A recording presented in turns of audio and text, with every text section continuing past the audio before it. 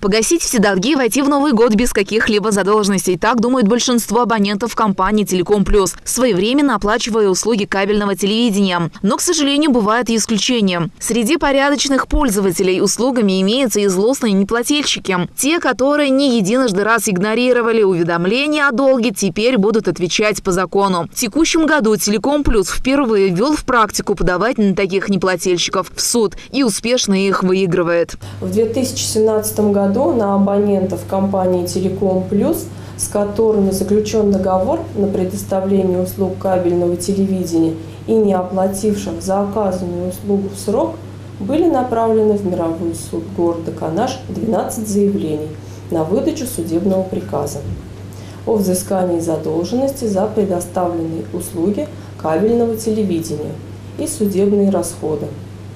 Данные судебные приказы были направлены в службу судебных приставов-исполнителей для взыскания задолженности. По одному судебному приказу долг был погашен в полном объеме. Вынесенные судебные приказы направлены на взыскание задолженности за предоставленные услуги кабельного телевидения и расходы на оплату государственной пошлины, сообщает начальник отдела судебных приставов. В совокупности в пользу компании «Телеком Плюс» у нас поступило 8 исполнительных документов, это судебное решение в отношении должников физических лиц о произведении взыскания в пользу вышеупомянутого взыскателя.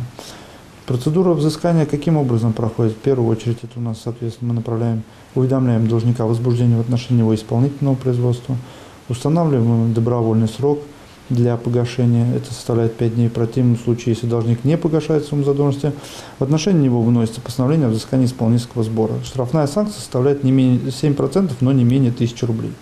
В дальнейшем, соответственно, мы проводим мероприятия по установлению имущества должника, выявление имущества должника, это автотранспортные средства, также денежные средства, находящиеся на расчетных счетах по месту работы. Отрабатываем данные моменты, и в случае уже неудовлетворительных или отрицательных ответов мы, соответственно, выходим по месту жительства должника для наложения ареста и последующей оценки реализации этого имущества. Денежные средства, вырученные от реализации имущества, соответственно, мы направляем в пользу взыскателя. Также в ходе принудительного исполнения нередко практика применения в отношении должников меры административного воздействия, то есть составление административных протоколов, за которые ответственность предусмотрена, у нас 1000 рублей штрафные санкции за несвоевременную оплату, за несвоевременное предоставление сведений по исполнительному производству. Конечно, мой совет, рекомендации должникам в обязательном порядке погашать задолженности своевременно, ни в коем случае не затягивая и не доводя долг, так сказать, в более увеличенном состоянии, в отличие от того, что было вынесено просто в судебном решении. Таким образом, не стоит копить долги и лишать себя возможности свободно жить. Не срывайте свои планы на будущее. Диспетчерские пункты компании «Телеком Плюс» работают с 9 до 18 часов. Имеются акционные предложения.